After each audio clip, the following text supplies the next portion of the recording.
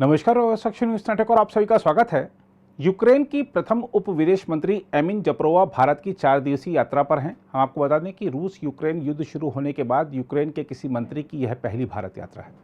नई दिल्ली पहुंचने पर उन्होंने मीडिया से बातचीत के दौरान सवालों के जवाब में कहा कि अगर मेरे राष्ट्रपति की बात प्रधानमंत्री नरेंद्र मोदी से होती है तो वह उनको यूक्रेन आने का न्योता जरूर देंगे। उन्होंने कहा कि मुझे लगता है कि एक वैश्विक खिलाड़ी के रूप में भारत वास्तव में दुनिया का विश्वगुरु है और मूल्यों और न्याय के लिए लड़ते हुए हमने यूक्रेन में यही महसूस किया है।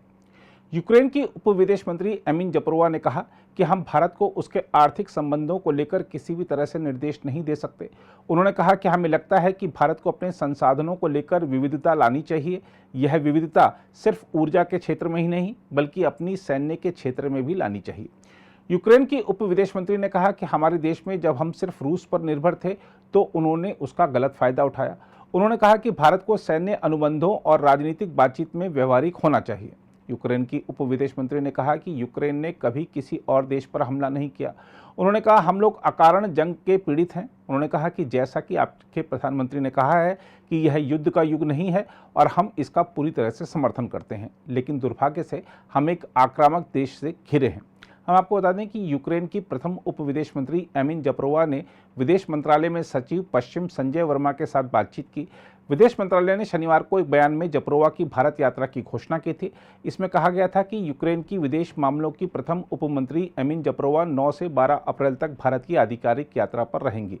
इसमें कहा गया कि जपरोवा संजय वर्मा के साथ बातचीत करेंगी, जिस दौरान दोनों पक्षों के द्विपक्षीय संबंधों पर चर्चा करने, यूक्रेन की मौजूदा स्थिति और आपसी हित के वैश्विक मुद्दों पर विचारों का आदान प्रदान किए जाने की उम्मीद है। जपरोवा विदेश और संस्कृति राज्य मंत्री मीनाक्षी लेखी से भी मुलाकात करेंगी और उपराष्ट्रीय सुरक्षा सलाहकार विक्रम मिस्री से भी मुलाकात करेंगी।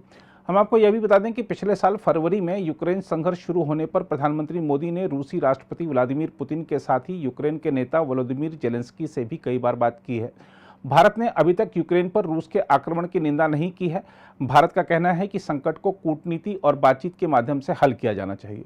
विदेश मंत्रालय ने कहा है कि भारत यूक्रेन के साथ मधुर और मैत्रीपूर्ण संबंध और बहुमुखी सहयोग साझा करता है। बयान में कहा गया है कि कूटनीतिक संबंध स्थापित करने के पिछले 30 वर्षों में दोनों देशों के बीच द्विपक्षीय सहयोग ने व्यापार, शिक्षा, संस्कृति और रक्षा के क्षेत्रों में महत्वपूर्ण प्रगति की है। भारत ने कहा यह यात्रा आपसी समझ और हितों को आगे बढ़ाने का एक अवसर होगी। अगर आप भी लेना चाहते हैं देश दुनिया की तमाम जानकारी तो आज ही सब्सक्राइब करें हमारे चैनल को। साथ ही नीचे दिए बेल आइकन को जरूर दबाएं ताकि हर अपडेट आप तक पहुंच सके।